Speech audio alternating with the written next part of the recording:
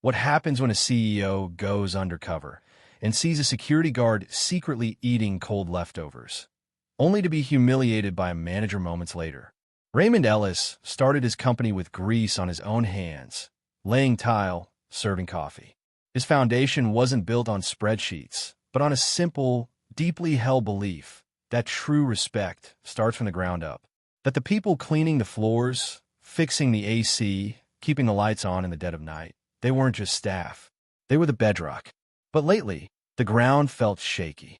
Reports on his desk painted a picture of success, growth, efficiency. Yet, the whispers told a different story. A story leaking through the cracks. Hushed complaints about cold, disconnected mid-level managers.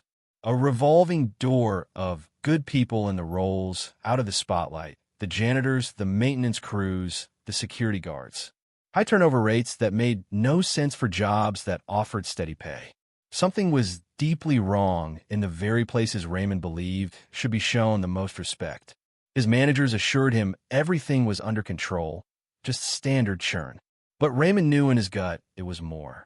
His vision of a company built on dignity was being corroded from the inside, away from view. How could he fix a problem he couldn't truly see?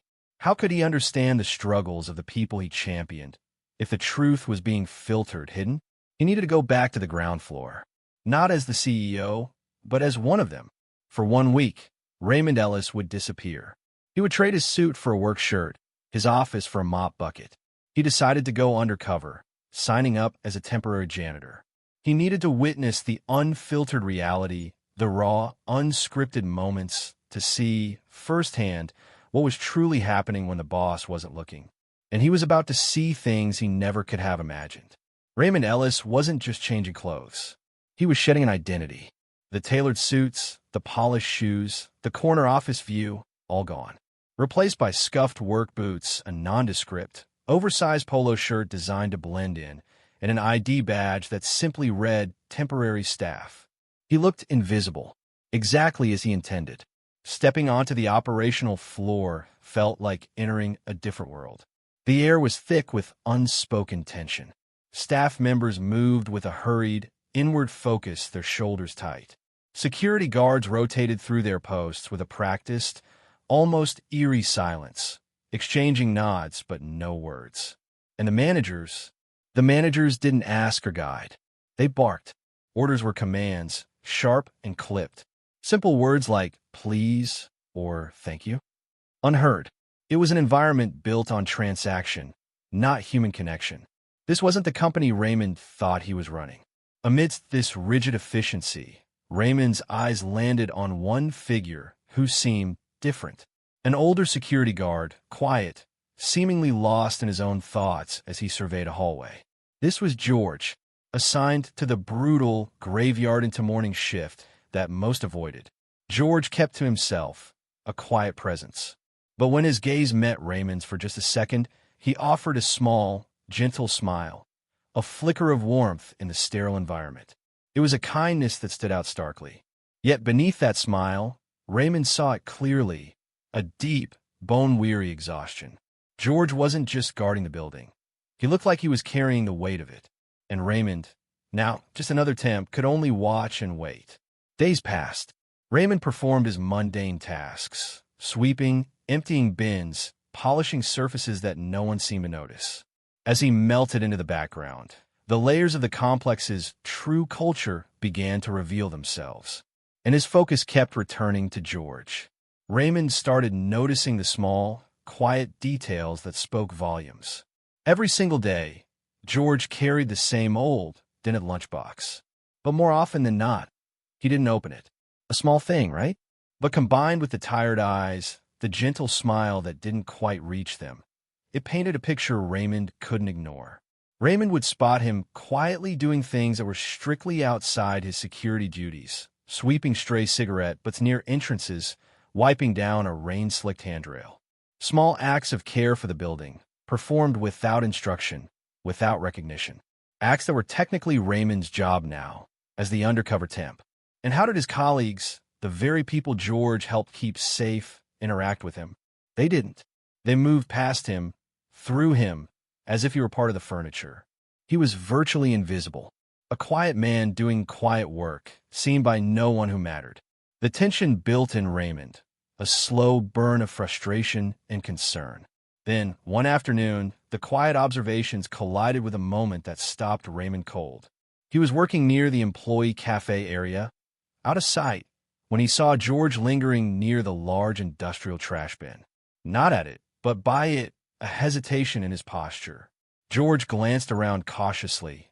Then, with a quiet dignity that broke Raymond's heart, he carefully retrieved a discarded, pre-packaged sandwich, likely uneaten from someone's lunch service, from the very top of the discard pile.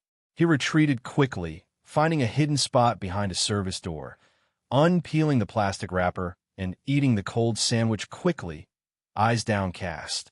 Eating leftovers from the trash of the company Raymond Ellis built. Raymond watched, frozen, a cold wave of disbelief and then white-hot fury washing over him. He wanted to shout, to reveal himself, to offer George a dozen hot meals.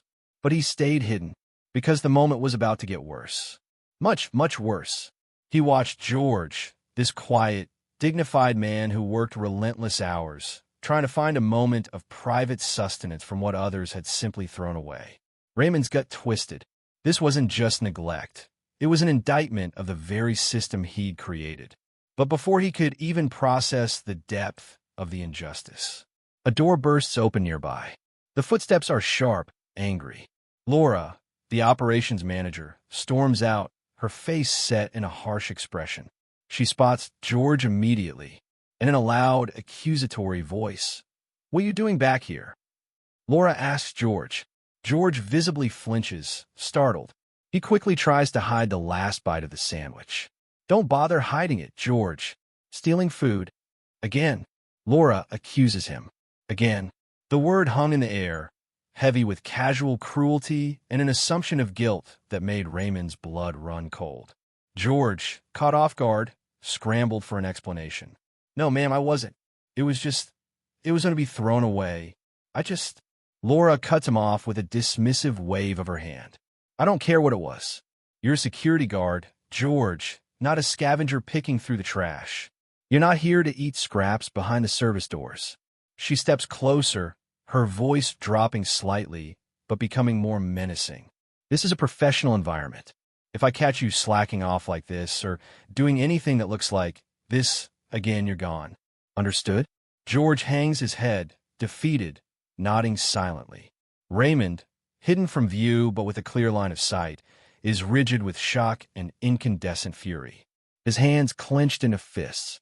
Every instinct screams at him to step out, to reveal himself, to defend George and fire Laura on the spot. He saw George, the man who offered gentle smiles despite his exhaustion, reduced to silently enduring a public dressing down for eating unwanted food. His CEO mind raced, the policy violations, the toxic management confirmed. His human heart ached for George and burned with righteous anger at Laura. He had the power to end it, right there, to step into the light and unleash the storm. But the trap was sprung. He was just a temp. To act now would sacrifice the full picture, the ongoing evidence he needed to truly clean the house. He stayed silent, a silent witness to an unbearable moment of disrespect. But the storm was coming, and Laura had no idea who she had just threatened in front of. The day dragged on. The image of George by the trash bin and Laura's cruel words burned into Raymond's mind. The fury hadn't subsided. It had solidified into cold, hard resolve. He knew he couldn't wait any longer. His chance came later that afternoon, in a routine team meeting led by Laura. Inside the meeting, the toxic culture Raymond had witnessed on the floor was on full display. Laura ran through bullet points, rattling off numbers. But when challenges were cautiously brought up, vague mentions of morale issues or unexpected absences, she waved them away. "Look, we all have demanding jobs. We need to focus on efficiency, not hand-holding. These minor complaints? They're just noise. We need to push harder, plain and simple." Dismissive, uncaring. Exactly what the complaints were about. Raymond sat there, listening, the blood pounding in his ears. He looked around the room at the faces of the other staff, some hardened, some weary, some avoiding her gaze entirely. They were trapped in this system. But Raymond Ellis? He wasn't trapped. He owned the cage. And the time was now.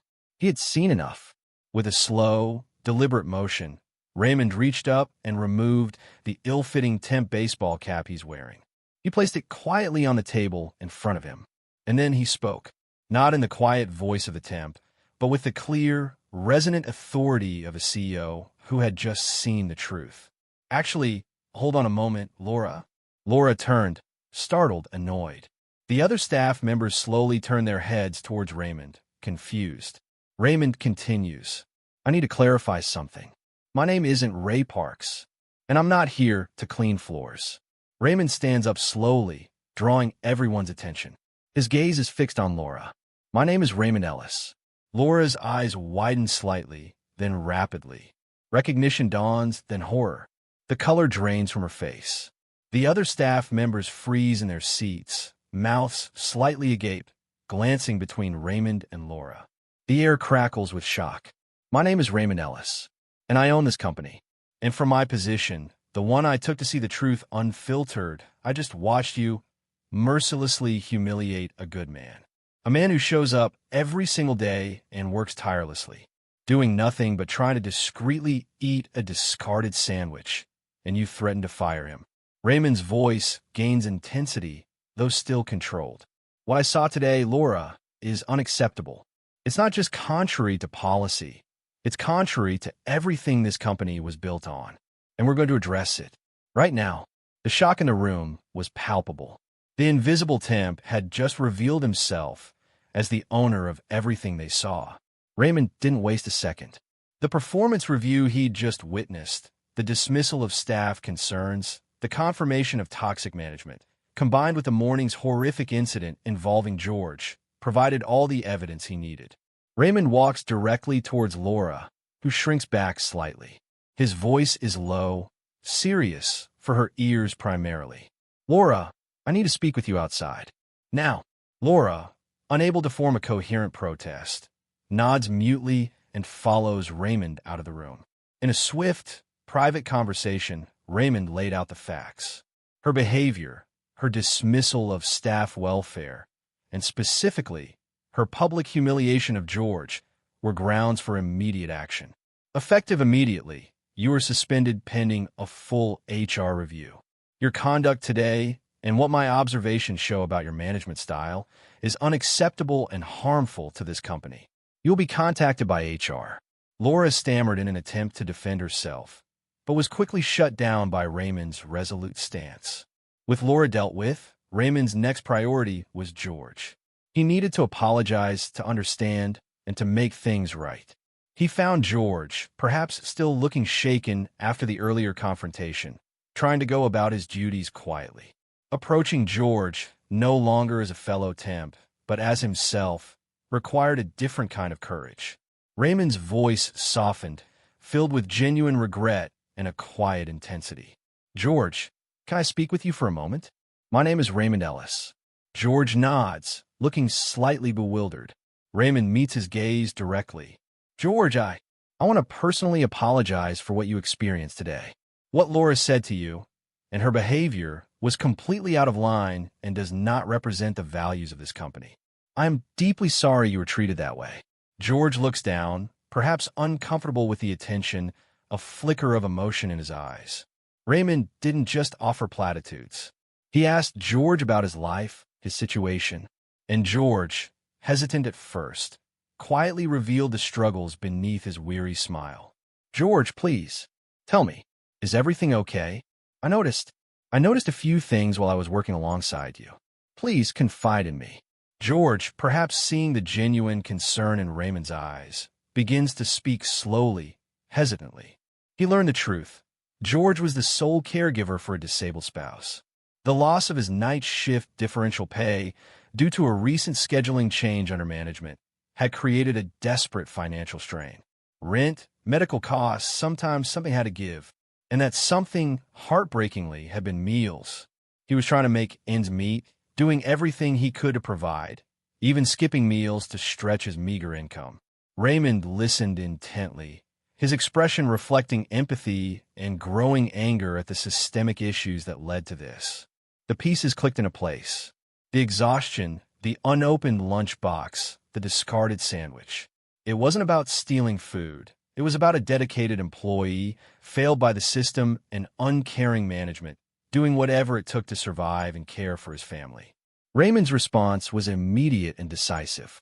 "George, listen to me. This stops now.